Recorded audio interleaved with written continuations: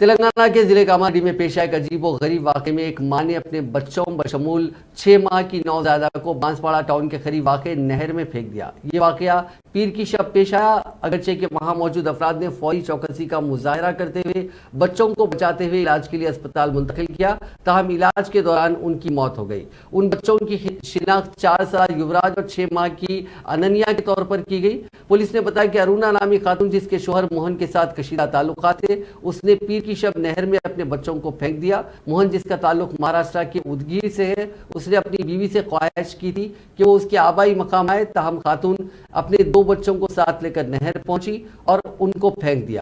اسی دوران وہاں سے گزرنے والے افراد نے ان بچوں کو بچانے میں کامیابی حاصل کی، تاہم ان بچوں کی موت علاج کے دوران ہو گئی۔ دلچسپ بات یہ ہے کہ ارونا نے پولیس سے کہا کہ اس نے بچوں کو نہیں پھینکا۔